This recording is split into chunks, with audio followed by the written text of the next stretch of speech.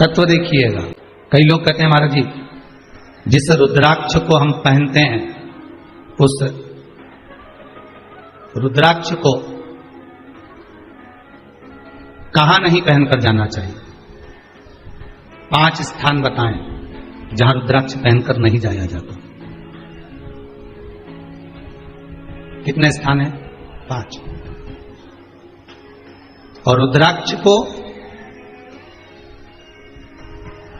5 स्थान पर पहनकर नहीं जाते, पर रुद्राक्ष के लिए वर्णन किया गया है कि रुद्राक्ष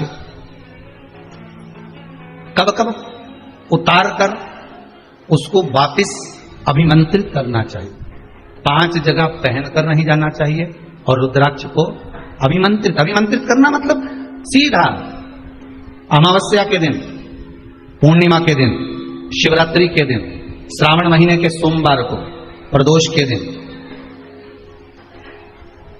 ये दिन आपके शरीर में जहां पर भी रुद्राक्ष है, आपके गले में अगर आप रुद्राक्ष पहने हो, आपके हस्त कमल में आप रुद्राक्ष पहने हो, आपने अपने पास में कहीं रुद्राक्ष रख रखा है, तो उस रुद्राक्ष को अमावस्या, पूर्णिमा, शिवरात्रि या श्रावण का सोमवार या प्रदोष आदि इस दिन उस रुद्राक्ष को एक बार दूध में धोने के बाद उसमें थोड़ा सा सरसों का तेल अवश्य लगाना चाहिए। क्या होगा उससे? उससे होगा क्या? शिव महापुराण की कथा कहती है महाराज रुद्राक्ष को दूध में धोने के बाद, स्नान कराने के बाद, जल से स्नान कराया, थोड़ा सा सरसों का तेल लगा दिया। महाराज क्या मिलता है उससे? तो कहा उस रुद्राक्ष में बल प्राप्त होता है। कौन सा बल? जो शरीर के अंदर बीमारियां बढ़ती हैं, उस बीमारी को वो रुद्राक्ष धीरे धीरे समाप्त करना प्रारंभ कर देता है। पर एक और चीज याद रखना, जिस रुद्राक्ष के पानी को आप बीमारी के समय पर गलाकर पीते हो, उसमें सरसों का तेल नहीं लगाना।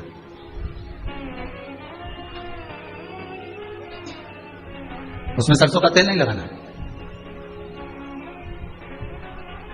उसको तो आप केवल स्नान कराओ दूध से, जल से, और फिर उसको गला दीजिए, उसका पानी आप पीना चालू कर दीजिए। जिसको बड़ी बीमारी होती है उसके लिए कल कथा में वर्णन किया रुद्राक्ष के जल।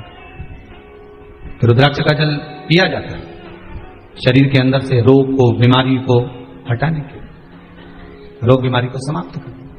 तब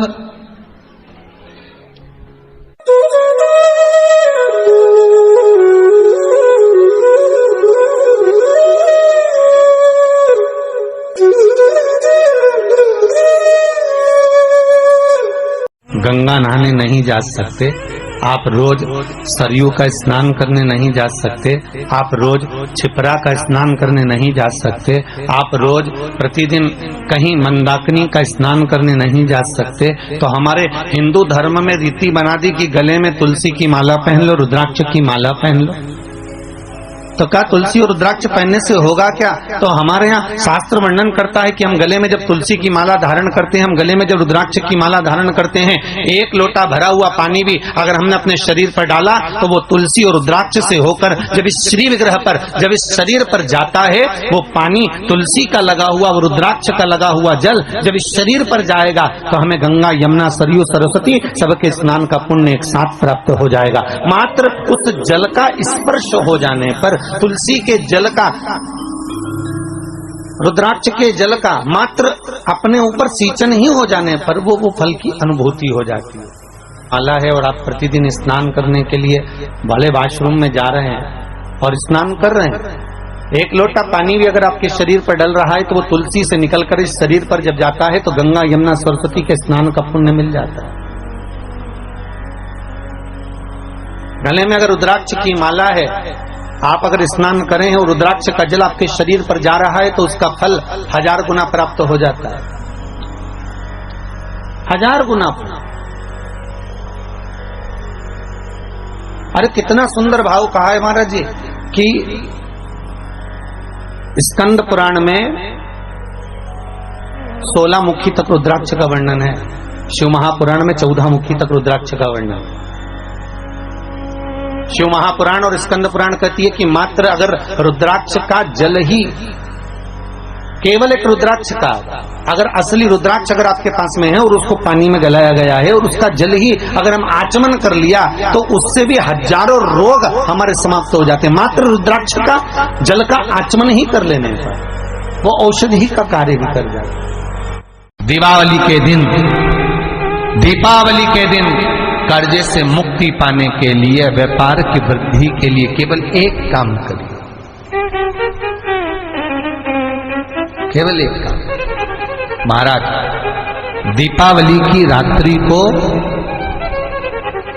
ठीक 11:30 से 12:30 के बीच में मध्य बिंदु रात्रि को पीपल अगर पास में हो तो पीपल, आंवला पास में हो तो आंवला, बेलपत्र पास में हो तो बेलपत्र, इन 3 वृक्ष जो आपके पास में हो, जो नजदीक में हो, लगाना एक ही के नीचे है। ये नहीं कि तुम तीनों के पास पहुंच जाओ, है? लगाना एक ही वृक्ष के नीचे। 3 दीप अलग अलग, एक लक्ष्मी के लिए, गणेश जी के लिए, सरस्वती के लिए। 3 दीप घी के,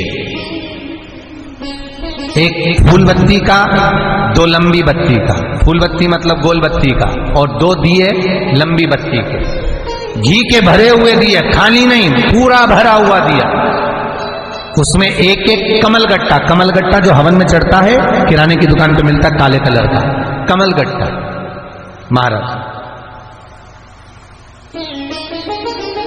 उस दिए के अंदर रखकर सबसे पहले गोल बत्ती वाला दिया हाथ में रखिए, हथेली पर जलाकर, और अपने स्मरण करो लक्ष्मी का, कुल देवी देवता का स्मरण करिए, अपने पूर्वजों का स्मरण करिए,